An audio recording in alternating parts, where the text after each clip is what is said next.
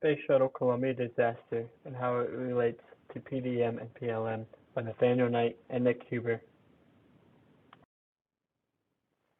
Space Shuttle Columbia was one of 5 space shuttles to fly in space. It completed a total of around 27 missions, and most missions were focused on building the ISS, or the International Space Station.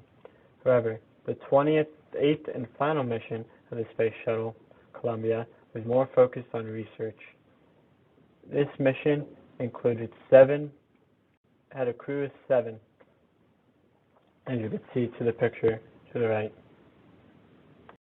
During the launch of the Space Shuttle Columbia, a piece of insulated foam broke off the exterior of the shuttle and hit the thermal protection system tiles and caused damage to the outside of the left wing, as you can see in the video on the screen. And so the initial damage was not even noticed until it successfully launched and made its way into space.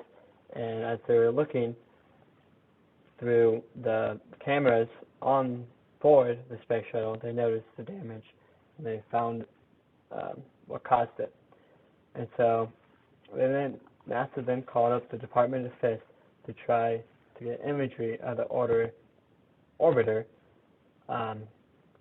However, the Department of Defense could not get good visuals on the space shuttle and from the angle, and NASA did not want to change the angle of the orbiter as it would interrupt research, the research that they were doing on board. And so a team was then assigned, called the Debris Assessment Team, to see if there was any safety concerns from the debris strike. On January 26th, they concluded that there were no safety concerns from the debris strike. However, at 8:53 a.m.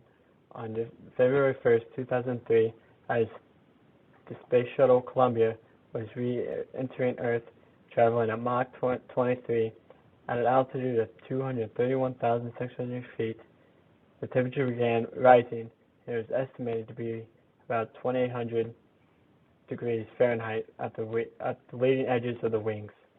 This then caused gases to penetrate the wing, and it broke apart. The shuttle broke apart in the sky.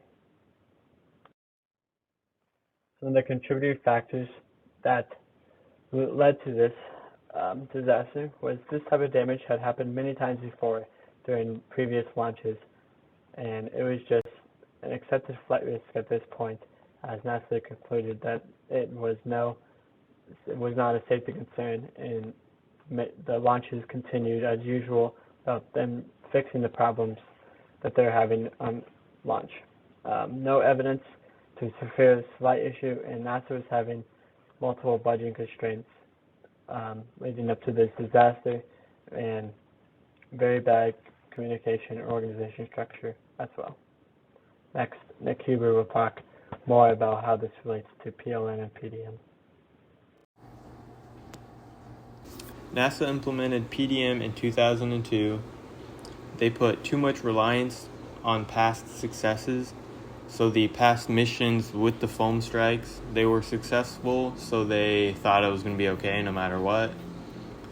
Organizational barriers affected communication. So this was found out in the investigation that the reason that the data wasn't being communicated about the severity of the accident was due to poor organizational structure. And PLM could have helped with managing lots of data. And finally, the reflection. Damage should be checked and documented. All damage, no matter how minor it may appear to be, should be thoroughly checked and documented. Success can lead to false sense of security. So, in previous missions, they had foam strikes, but nothing had happened. It was a successful mission, so they thought that the foam strikes weren't really an issue. Follow engineering and operational constraints. Safety is number one no matter what. It should be a priority. And perform risk assessments. So in my opinion, they should have been performing tests like they did in the investigation to see if in any way the foam strikes could cause a major issue. And finally, here are our references. I hope you learned something just like I did, and thank you for watching.